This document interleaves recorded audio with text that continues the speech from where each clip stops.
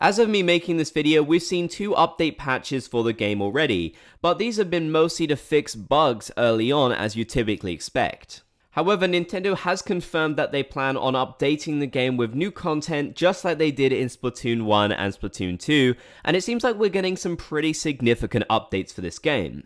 We actually know what a lot of these are already, and it's pretty exciting. So let's take a look at 5 future content updates for Splatoon 3.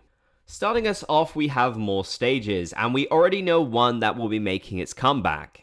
It was a given in this game that we would see more stages later on, as this has happened in every single Splatoon game, so they weren't going to miss it out this time around. We had 12 stages at launch, but we're definitely going to be seeing more.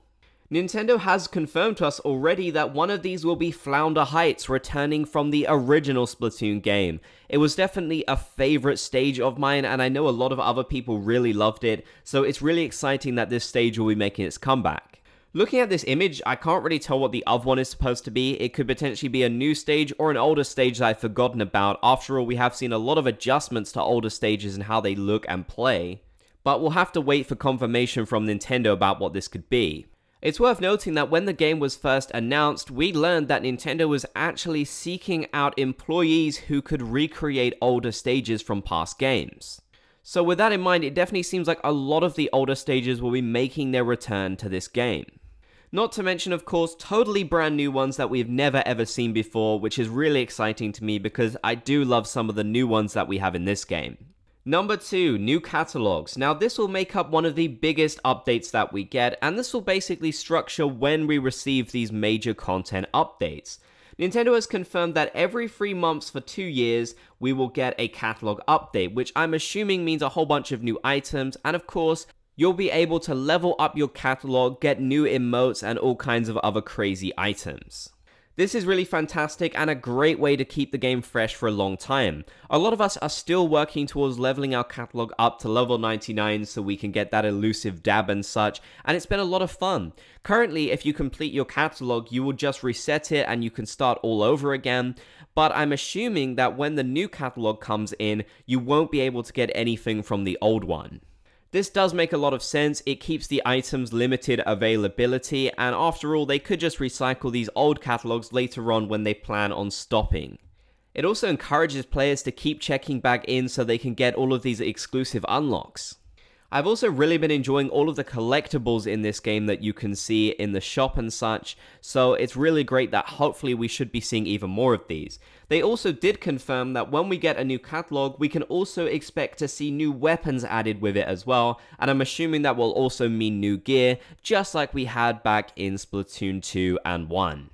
Number 3, Big Run. So Big Run is going to be a big new mode for Splatoon 3, which will basically involve Salmonids invading Splatsville and taking over all the stages, which is such a cool concept. Nintendo hasn't shared a ton of info about Big Run yet, but they did confirm this before the game launched.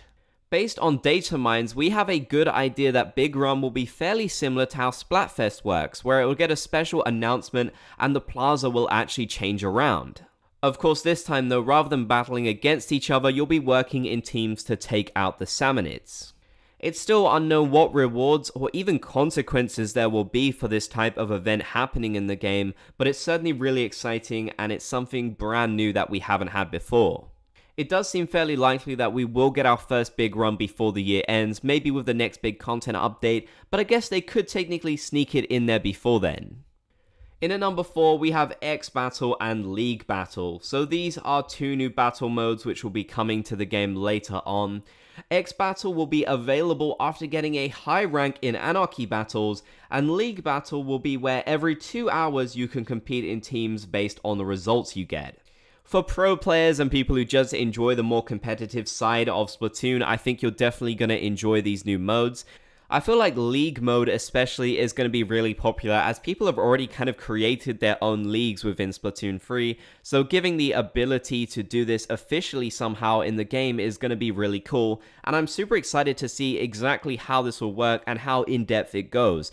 There's not really many other details that have been revealed about these 2 new battle modes yet, but I'm curious to see how they'll work out. I also am pretty sure that at some point we will get another new type of anarchy battles, so something like clan blitz, tower control, etc. I definitely think we'll see something else like that. Who knows exactly how it's going to work, but I'd be really surprised if they didn't add one to this game, because of course they did introduce them in Splatoon 1 and Splatoon 2 in later updates, so I feel like they've got to do something like that here. For number 5, we have large-scale paid DLC. Nintendo didn't really elaborate exactly on what this DLC is going to be like, but they have confirmed the return of Pearl and Marina, who will probably heavily feature within this DLC. This is definitely going to be really exciting for fans of these two characters, and I'm really looking forward to seeing what this DLC is going to be like. The Octo expansion from Splatoon 2 was really popular in my opinion, so I feel like this is going to be a really popular DLC too. However, given Octo expansion did take a little while to release, it does make me wonder how long we'll be waiting for the expansion. Nintendo could honestly hold off on releasing this for a really long time. Or perhaps it won't be the only paid DLC that we get in this game. Nintendo might be planning on doing a lot of this. After all, if the sales were good in Splatoon 2, they might want to capitalize on this a lot here. Personally, I have no issue with the DLC. I feel like Nintendo did a good job with the Octo expansion in terms of a bang for your buck, so if they do something similar to that here, I won't be complaining. Not to mention the fact that, of course, the majority of updates we will be getting for this game will be completely free, so there will be something for everyone to enjoy.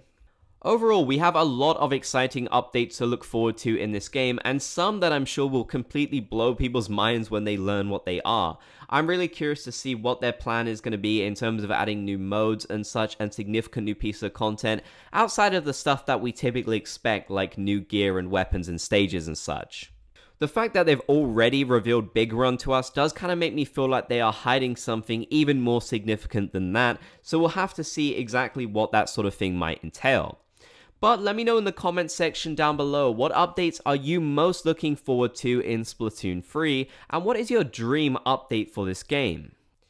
If you made it to the end of this video, then be sure to comment Splat Gang down below so I know that you did. If you enjoyed, be sure to leave a like, and if you haven't already, be sure to subscribe and turn on channel notifications for more Splatoon content.